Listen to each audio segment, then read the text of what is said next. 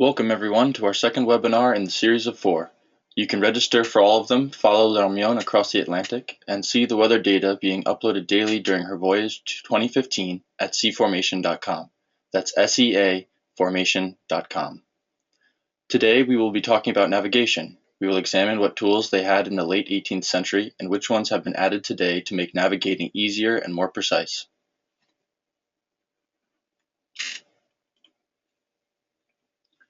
For those of you who are hearing about the ship for the first time, we invite you to check out our website, seaformation.com, where we explain the history of Hermione in greater detail. You are about to board a full-scale authentic replica of the original Hermione, which was built in 1779, one of 4 frigates commissioned by King Louis XVI to bring troops and naval support to General George Washington. The Marquis de Lafayette traveled with the news of his successful mission to gain the support aboard Hermione. Today, Hermione is heading to the United States in celebration of Franco-American friendship, which, it can be argued, started with Lafayette and Washington. One of Lafayette's mottos is "Chronometer," meaning "why not?" And indeed, why not use this incredible story of defying the odds and building this ship to launch a new way of thinking about learning?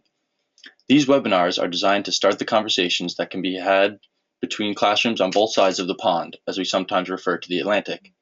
We encourage you, if you find what we are about to share interesting, to continue to investigate and learn through our website. If you do, please take a minute to leave us your contact information and we will publish a list of participating schools so that a shared curriculum might be created for the next school year. Okay, on with today's presentation.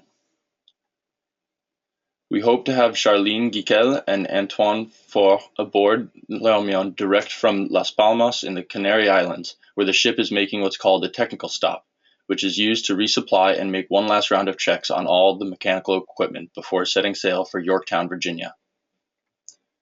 We may also hear from the captain of the ship, its commander, as this will be the only time when he is free from his duties on the ship to talk with us on the webinar. Before we start answering your questions that have already been coming in from our website, seaformation.com, and the Twitter account, at C__formation. Let's watch this short video describing today's topic.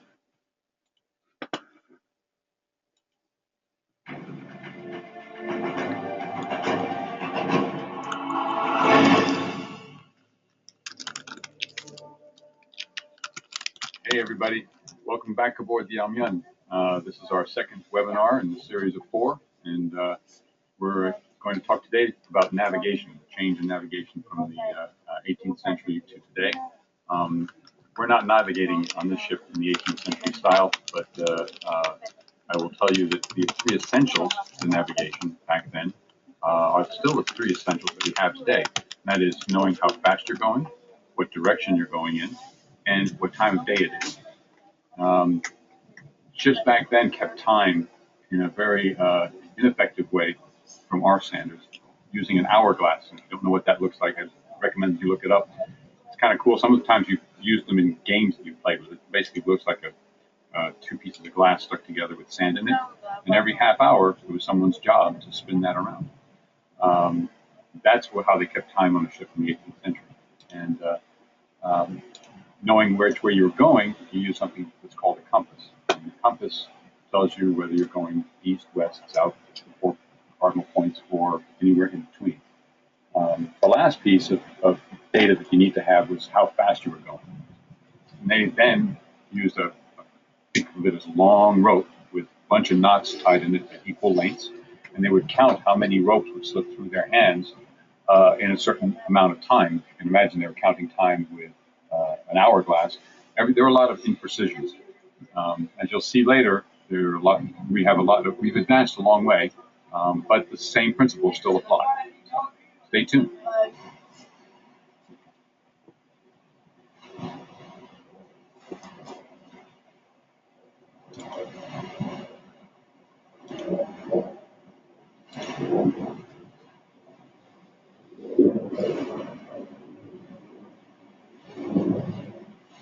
So obviously, the tools that they had 235 years ago and the tools we have today are very, very different. But they have the same purpose. The same purpose is we need to know where we are so that we can know what direction to go in to get to where we want to get to. And we're going to go to Woody, who's one of the sailors aboard the Hermione.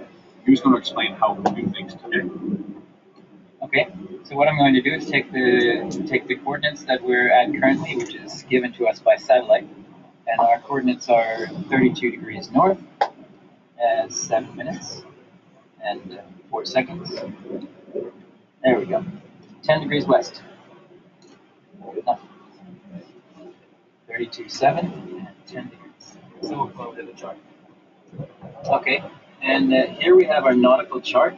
And on land, we call these things maps, but at sea, we call them chart.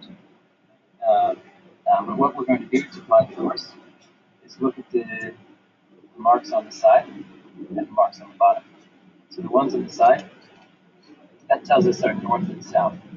And because we're in the northern hemisphere, as we look at the numbers, they go up towards the north and down towards the south.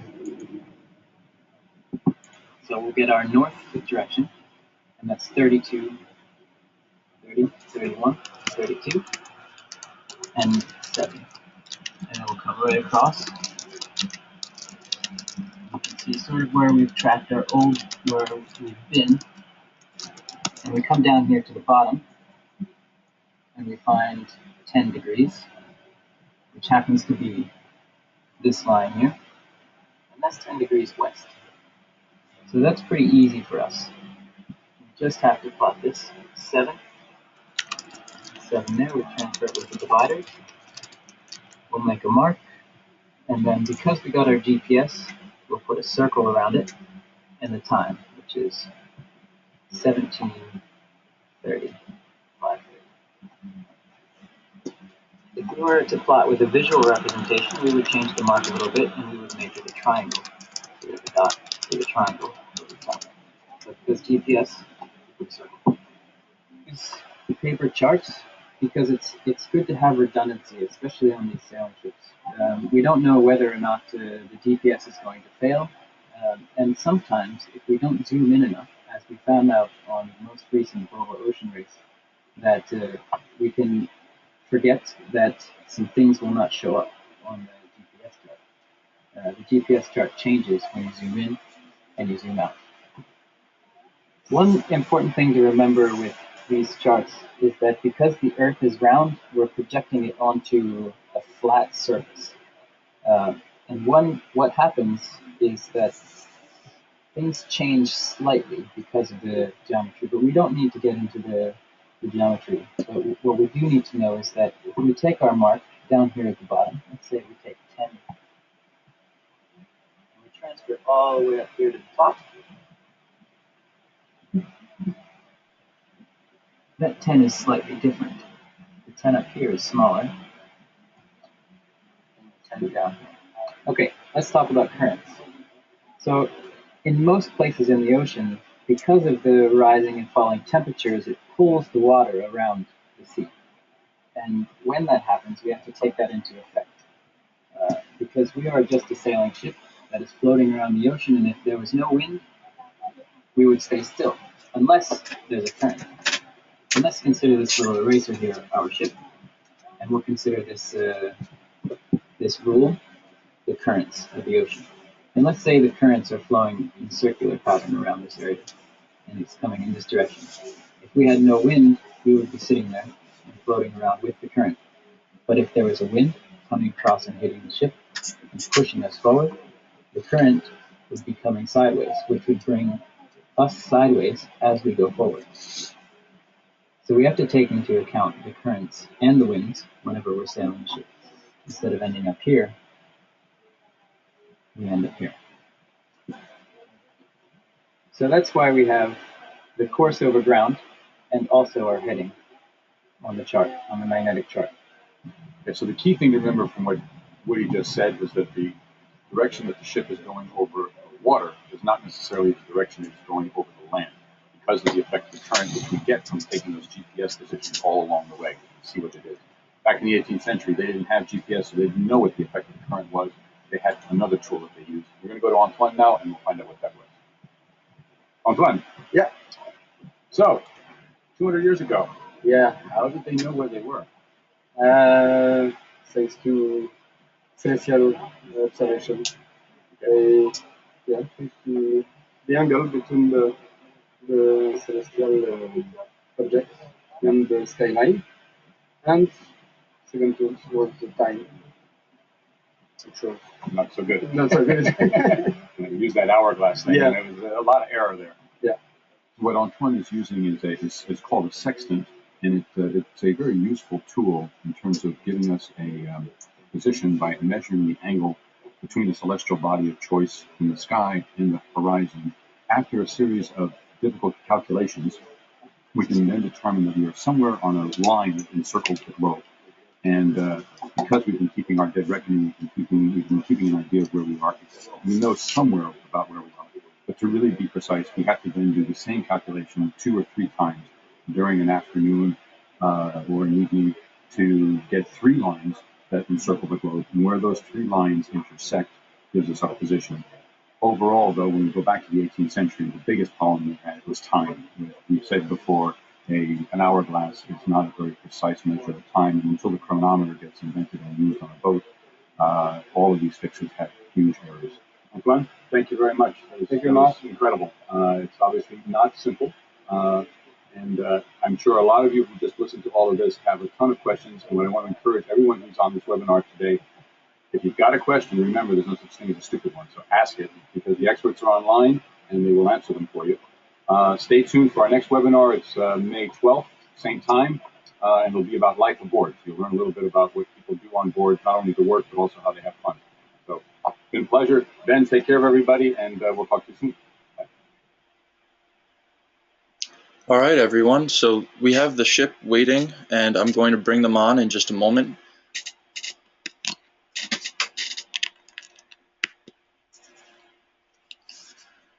Let's see if we can hear them. Marc, Antoine, are you there? Yeah, we are here.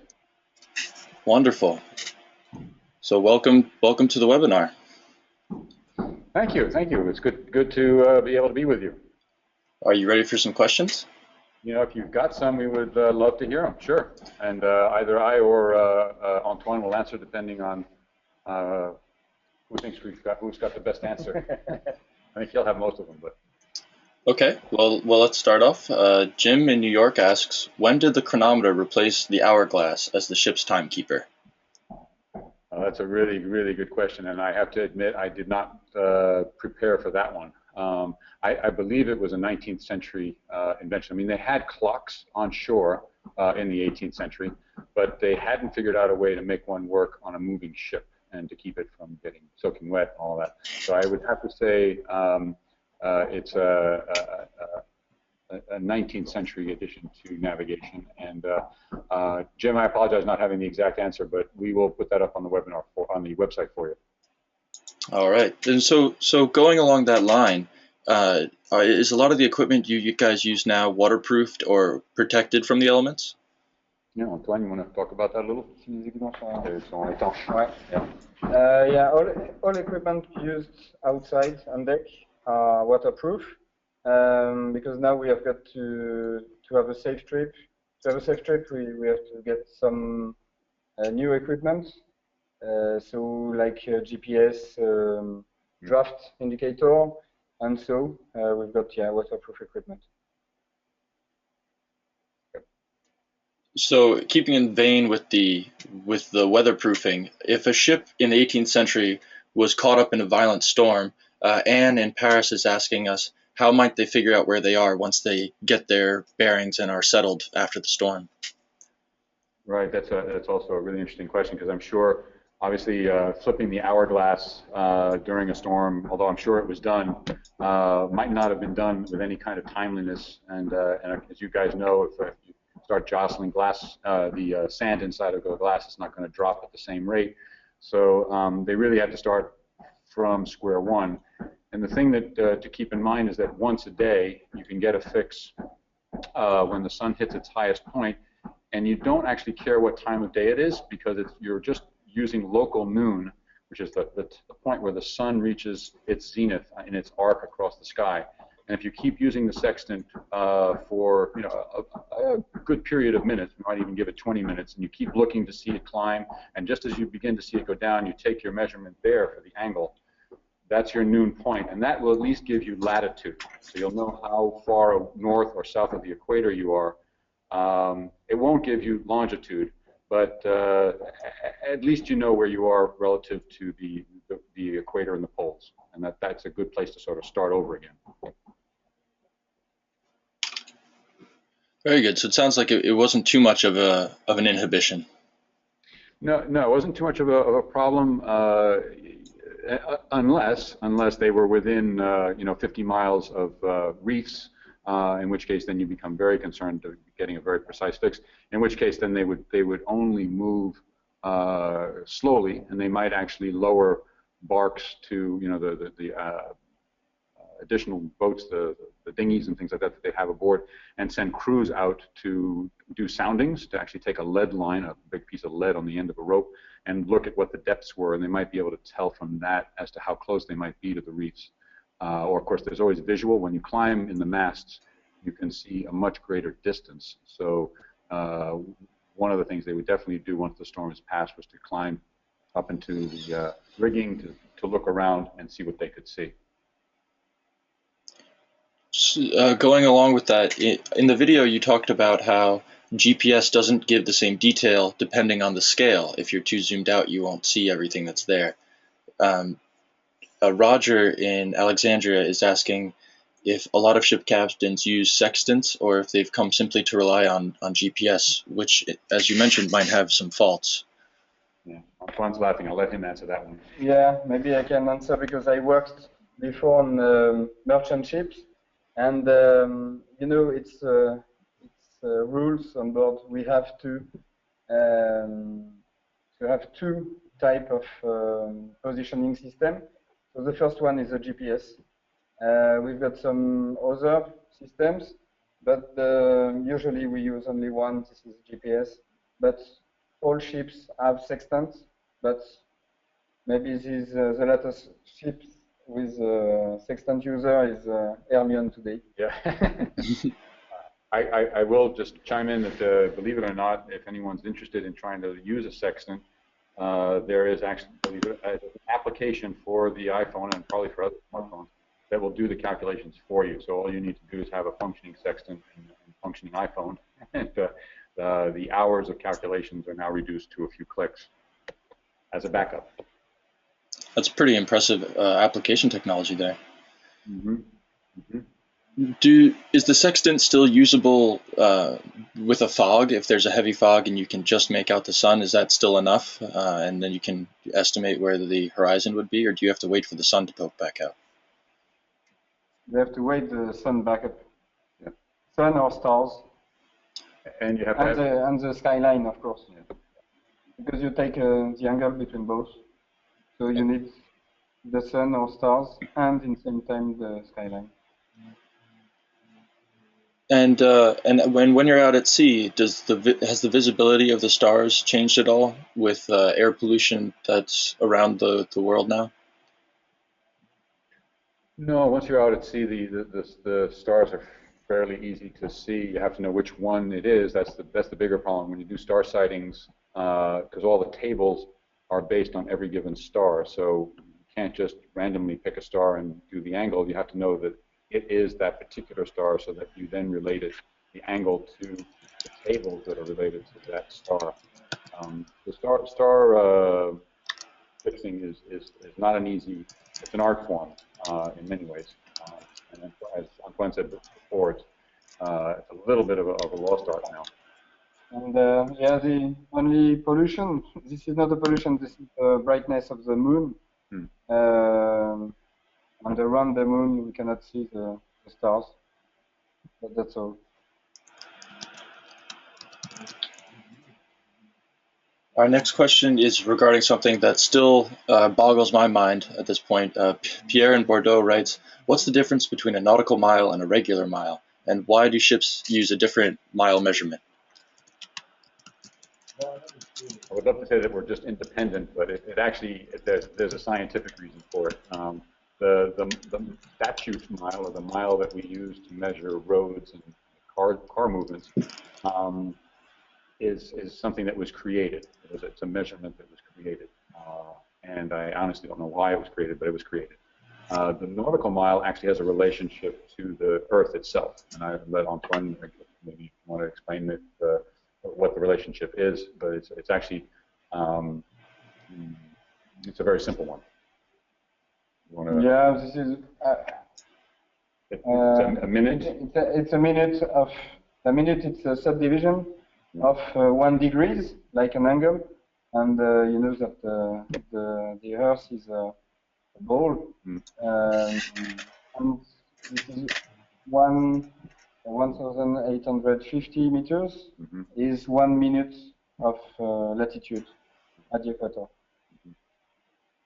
So as you move,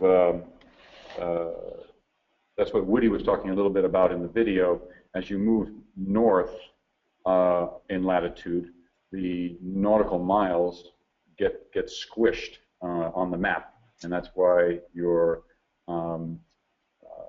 have to always refer to the sides of the charts to measure your miles at the same latitude of where you're sailing, because a degree, 1 degree of latitude in the equator on the map, the way it's drawn, is a little bit larger than a minute of angle near the pole. Crunched up, like that way. But that's essentially it. This is because this difference between latitude and the map. This is because this is system projection. Right. Projection system, which give the taking a sphere on a flat surface. That's why we've got some difference between distance at different latitude. For the students listening, it's called a Mercator projection, so you can look it up. It's kind of fun to see. I'm sure there's a demonstration of how it works. So, do all the charts you use follow that same Mercator projection, or are there, there are different projections of just standard maps that would be over land that different people have tried their hand at it? Is that the same with charts? I think that's true. I have never seen like a Peters projection of a navigational chart or something like that. There are world maps with different projections that show different. The one thing is everyone needs to know is no matter how we draw a map, there are always some imperfections. There's something that we have to give up because, as Antoine said, you're taking a sphere and you're putting it onto a two-dimensional piece of paper. So there always are going to be errors one way or the other.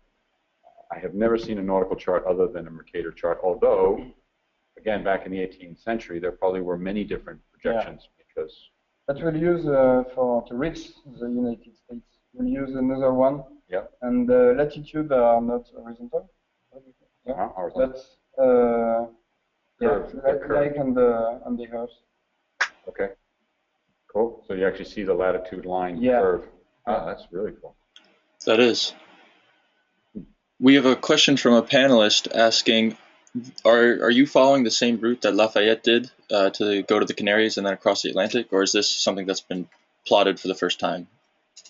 No, I think Lafayette would have loved to have gone to the Canaries and taken the southern route. It would have been a much easier trip. Unfortunately, the history didn't allow for it to happen that way.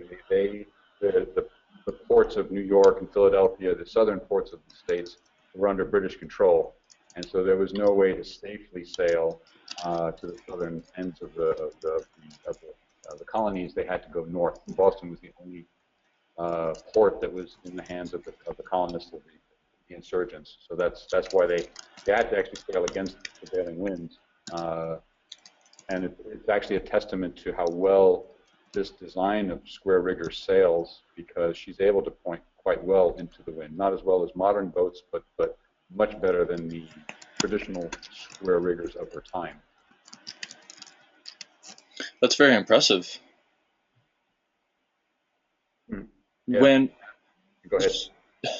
Lucy from Rockland, Maine is asking, when two ships meet in the ocean and they need to pass each other, how do they do it? Is there someone that goes up to the bow to signal to the other ship? Yeah, on our ship we've got for the night we've got some navigation lights, and we use the COREGS. This is one international system of ship traffic regulation. So if you are a sailing boat or merchant ship or fishing boat, you will have some different rules, and every time we know, independent of the situation, every time we know what is the action to be taken.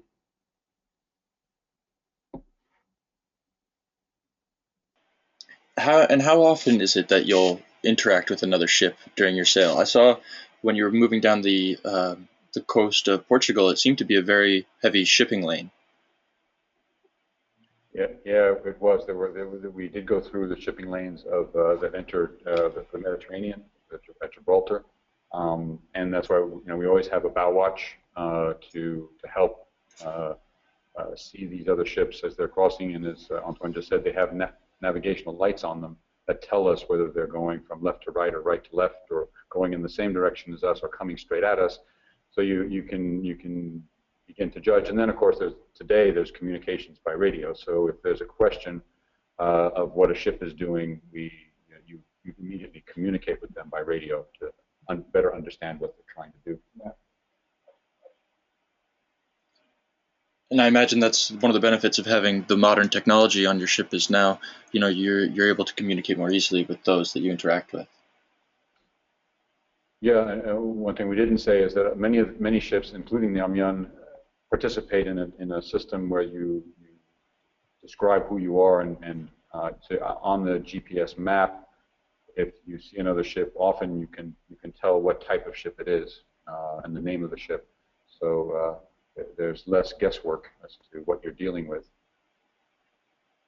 Wow, that's pretty amazing that all that can show up on the GPS.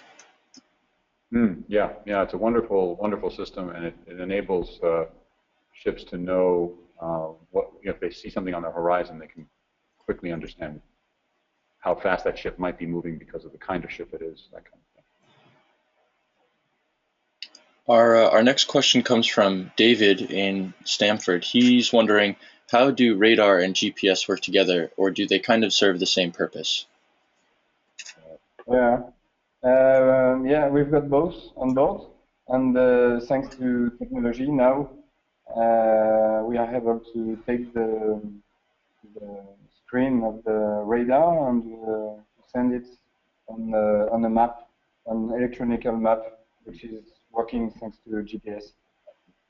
So we've got the land, but we've got the target, the other ships, and we can have some information. This is not the radar which gives it, but this is calculation on the radar which gives the course and speed of the ship. That's why we use the radar to avoid other ships for anti-collision. So speaking of your trajectory and the way that you're moving through and projecting your route, there are a lot of currents moving around the ocean, especially near the shoreline. Can you explain how the navigator accounts for them as they're planning and what they need to take account of? I'm sorry, Ben, if you could just repeat the beginning of that question again. Definitely. So there are a lot of currents that affect the coastal waters of ocean countries, and you've been sailing just along those. How does the navigator account for those currents when they're plotting out their route? Yeah, absolutely. There are books that describe the currents in any given place at any given time of year that you can use, but a navigator aboard a ship will use those to plan their trip, but then they also use the GPS fixes that they have, or any other fix, as they're sailing. And what you see is, let's keep it very simple. Let's say you're heading north, and after 2 hours of sailing, you find out that you're actually a little bit east of the point you wish to get to. Then you know that there's a current pushing you as well as you're sailing north, and so that tells you what the current is. You can estimate the current in that local area from observing how much the ship is slipping relative to the course that you're running, and then you anticipate that going forward, and you make corrections to the direction you're sailing to overcome that drag from the currents. Understood. We have a question that just came in from a panelist. George is asking, does L'Hermione have a gyro compass, or do you only use a magnetic compass? Cool question. Yeah, we've got 2 magnetic compass, but we don't have any gyro compass. The difference between gyro compass and magnetic compass, this is deviation from the ship, because the magnetic is disturbed by the ship. Here on board, on L'Hermione, this is a wooden ship, so the difference is very small, and we've got a curve with all the deviation. We call this deviation, and so we've got this difference, and we correct our course thanks to this document. Right. Good question. That was, and it was also a great lead into another question we have here from Sandrine, who's asking, people talk about true north and magnetic north. What's the difference, and why alternate? Yeah, this is also a good question, and one that often gets people confused. The North Pole that we draw all our latitude lines, so all our maps are drawn to a point at the top of the globe, is not where the magnetic north is located. The magnetic north actually tends to move around a little bit, and there's always a deviation. And so compasses have the, if you will call it the default of always pointing towards the magnetic north, which might be as much as 13 degrees different from the north on the map. So you have your true north, which is the north on the map. It's just an artificial line that goes to the top of the globe, and then your magnetic north. And you have to anticipate a correction for that.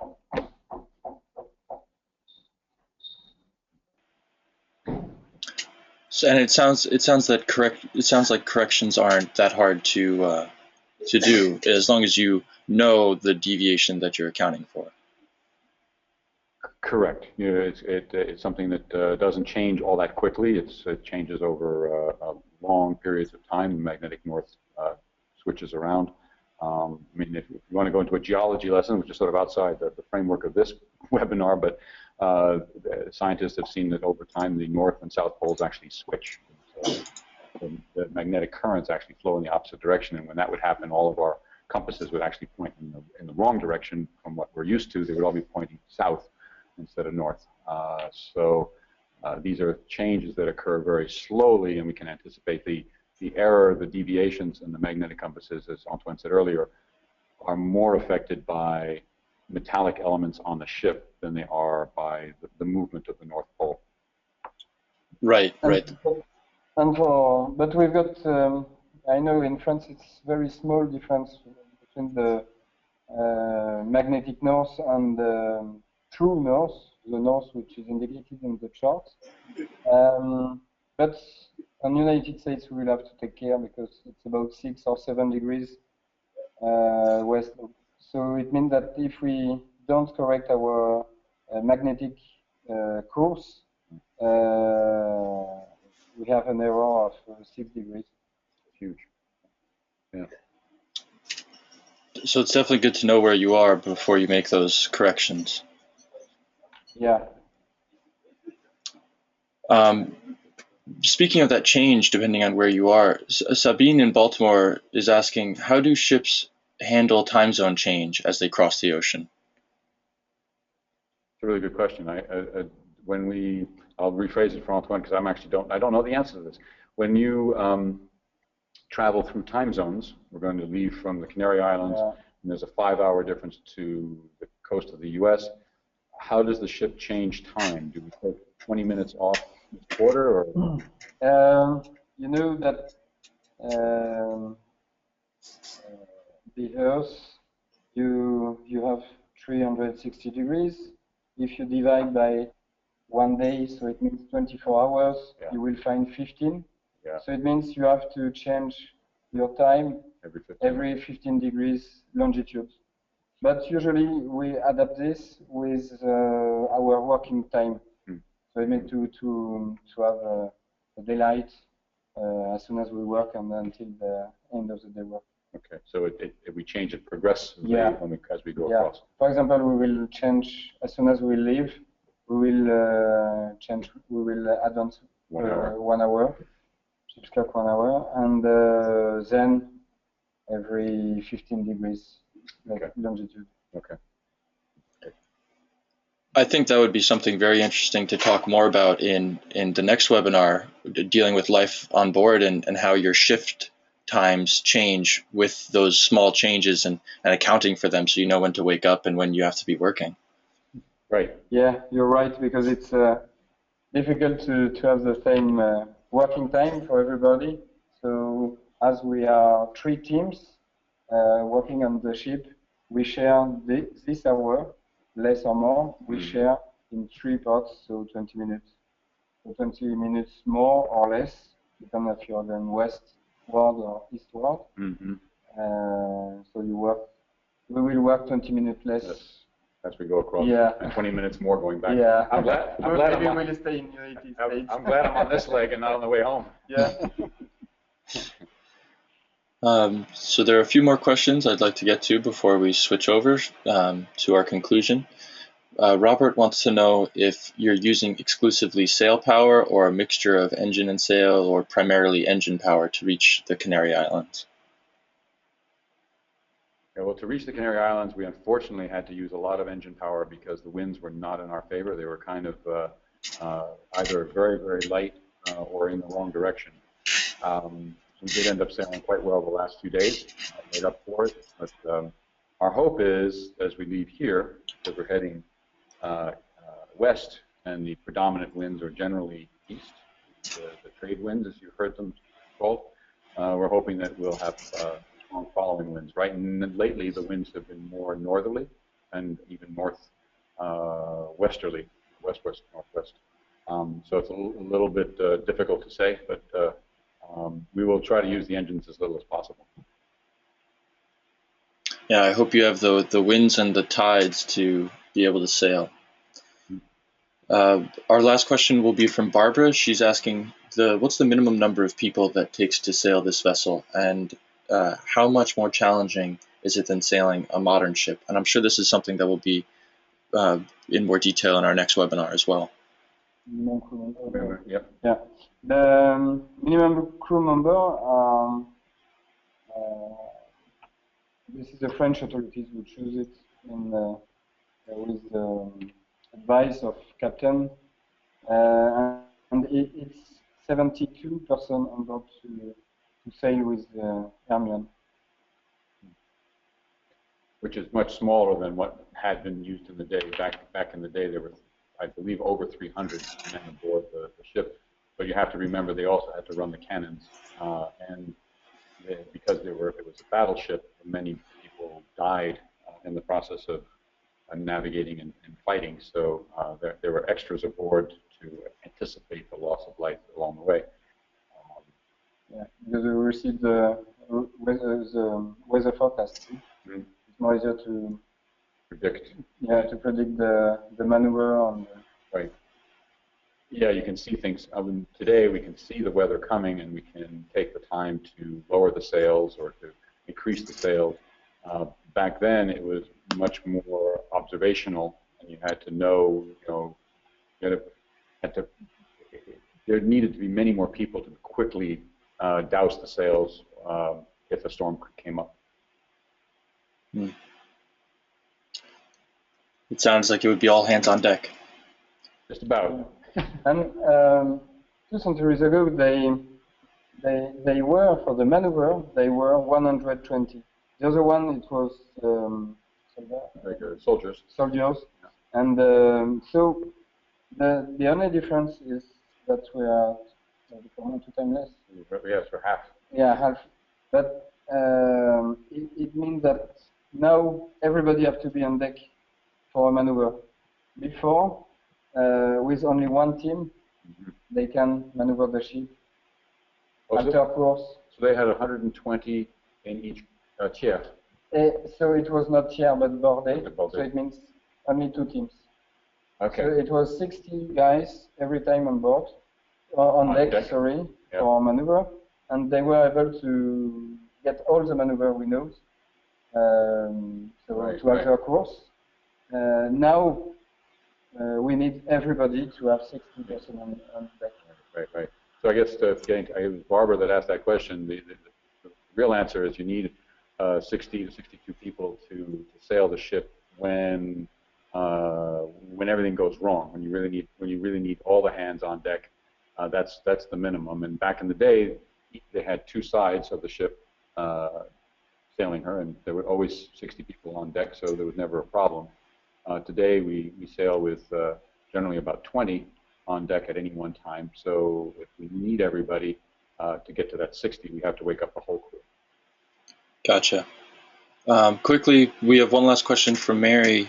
Did L'Hermione have any of the clocks that were made during that time period, or were they always just using the hourglass to navigate and keep time? Yeah, I believe I asked this question actually of our ship historian Adam, who loves the 18th century, and the answer he gave me was that it most likely still had the hourglass and only that. I mean, the men may have had a pocket watch, but I'm sure they kept it deeply hidden in their.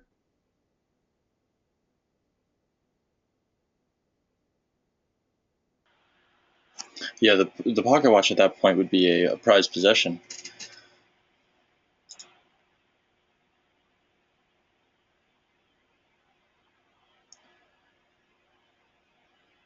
It seems that we might have lost Marc and Antoine. I'm not hearing them anymore, but it is time for us to wrap up. If Marc and Antoine, you can still hear me, I thank you very much for joining us. This has been a great conversation, and you two are very knowledgeable on this subject matter, and we thank you very much for being with us. If your question was not answered here during the discussion, please check back in a week at cformation.com, where we will have the answers posted. Thank you again, Antoine and Marc, for being with us today. You're very welcome. Yeah, it was great to be with you. And they're back. Any final regards? And you want to say anything else to the kids listening, or we hope you go to sail sometime. Yeah. You know, definitely continue to follow us online, and hopefully join us for the next webinar on May 12th. We would love to talk to you about the life on board. Is a really cool segment, and get to see what we all do every day. I hope they will be able to see the Hermione, because she's very beautiful. Yeah, come see her when she's in the States. It's worth the travel time to come stand on her deck. Definitely, I would agree. It's a fantastic ship to behold. Thank you, Ben. Thank you.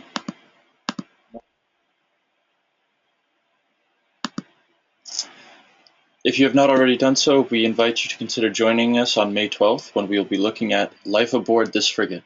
We will also be talking about some of the differences that exist between how sailors lived in the 18th century and how they live now, as well as what is still the same. It's easy to register. Just follow the link from the cformation.com website.